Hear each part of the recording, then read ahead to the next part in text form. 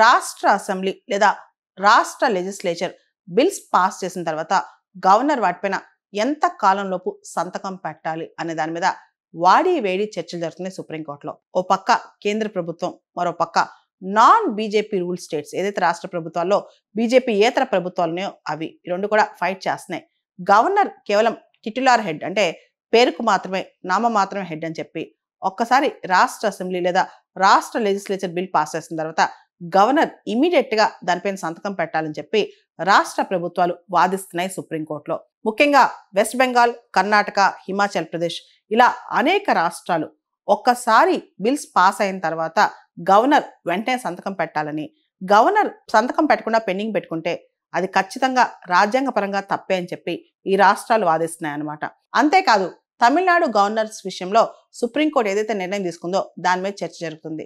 అంతేకాదు గవర్నర్స్ 3 నెలల లోపల బిల్స్ పైన సంతకం పెట్టాలి అని చెప్పి సుప్రీంకోర్టు ఎలా చెప్పుద్దని చెప్పి ఓ పక్క వాదన వినిపిస్తుంటే, మరో పక్క 3 నెలలు చాలా ఎక్కువ టైం అని చెప్పి ప్రజాస్వామ్యంలో ప్రజల తరపున ప్రజాప్రతినిధులు చట్టాలు చేసినప్పుడు దానికి 3 నెలల టైం ఎందుకు, ఇమీడియట్ గా గవర్నర్ సంతకం పెట్టాలి. గవర్నర్ ఓన్లీ సింబాలిక్ టిట్యులర్ హెడ్డే కాబట్టి ఆయన పెద్దగా దాని మీద నిర్ణయం తీసుకునే అధికారం ఆయనకు ఉండదని, కేవలం రాష్ట్ర లెజిస్లేచర్, రాష్ట్ర అసెంబ్లీ ఏది చెప్తే అది గవర్నర్ వినే విధంగా ఉండాలని చెప్పి కూడా రాష్ట్రాలు వాదిస్తున్నాయి అనమాట.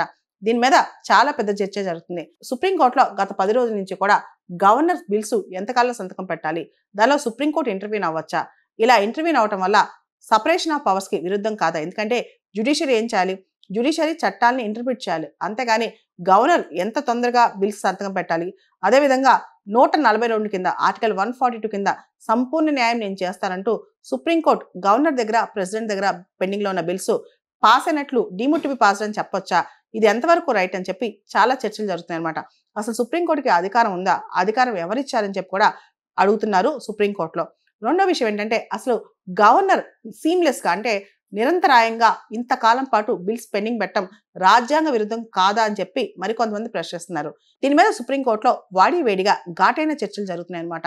మొత్తానికి గవర్నర్ కి ఎంత అధికారాలు ఉన్నాయి, బిల్స్ ఎంతకాలం పాటు పెట్టుకూర్చోవచ్చు, రాజ్యాంగంలో ఆర్టికల్ 200లో టైం లిమిట్ ఏమీ లేదనమాట. యాజ్ సూన్ యాజ్ పాసిబుల్ ఉంది, అంటే వీలైనంత త్వరగా ఉంది, కానీ ఎంత కాలంలోపు గవర్నర్ బిల్స్ మీద సంతకం పెట్టాలని లేదు. కాబట్టి ఆ వ్యాక్యూమ్ ఏదైతే ఉందో దాన్ని గవర్నర్ అడ్వాంటేజ్ గా తీసుకుంటున్నారా, అలా తీసుకుని బిల్స్ ని పెండింగ్ పెట్టి కూర్చుంటున్నారా, దీని మీద ఇప్పుడు పెద్ద చర్చ జరుగుతోంది. అసలు భారత రాజ్యాంగంలో ఆర్టికల్ 163లో గవర్నర్ కి విచక్షణ అనే మాట ఉంటుంది. దాదాపు 78 సంవత్సరాల క్రితం మనకి స్వతంత్రం వచ్చినప్పుడు అప్పుడు పరిస్థితులు వేరుగా ఉండేవి. రాష్ట్రాలు చాలా వీక్ గా, కేంద్రం చాలా బలంగా ఉండేది. చాలా కష్టపడి మనం ఇండియాని యూనిఫై చేసాం అనమాట. ఆ టైంలో గవర్నర్ కి పాత్ర ఎక్కువ ఇచ్చిన మాట నిజమే. కానీ స్వతంత్రం వచ్చి దాదాపు 78 సంవత్సరాలు దాటింది. మనకి రాజ్యాంగం వచ్చి కూడా 75 సంవత్సరాలు పూర్తయింది.